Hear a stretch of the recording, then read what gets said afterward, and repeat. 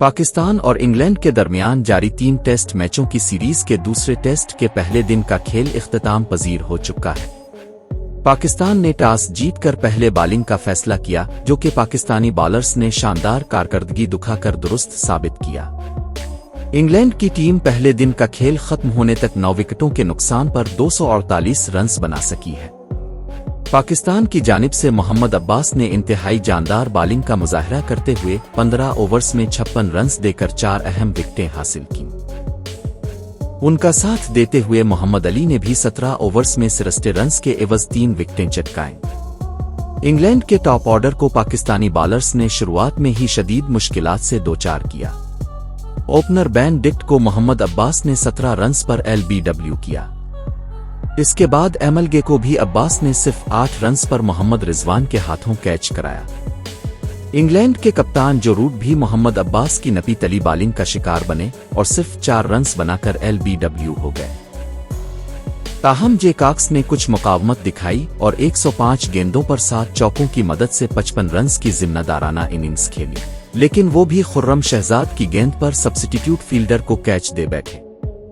پہلے دن کا کھیل ختم ہونے پر گس Atkinson 34 runs per not out ہیں، جبکہ جوش ٹنگ 1 رن کے ساتھ کریز پر موجود ہے۔ مڈل آرڈر اور لوئر آرڈر میں بھی انگلش بیٹرز پاکستانی بالرز کے سامنے زیادہ دیر ٹک نہ سکے۔ خطرناک بیٹر ہیری بروک محض 15 رنز بنا کر محمد علی کا شکار بنے اور بولڈ ہو گئے۔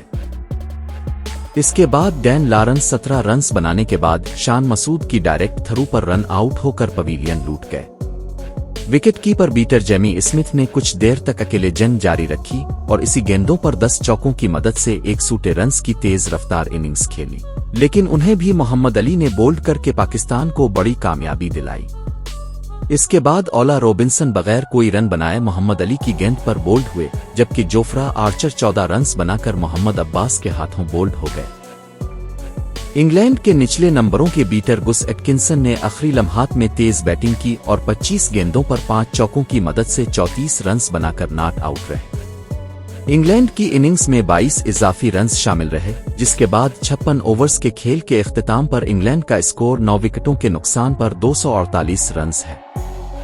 انگلینڈ کی گرنے والی وکٹوں کی تفصیل کچھ یوں رہی۔ 21 کے مجموعی سکور پر پہلی وکٹ MLG کی صورت میں گری، 26 پر بین ڈکٹ، 36 پر جو روٹ اور 77 کے اسکور پر ہیری بروک کی اہم وکٹ گری۔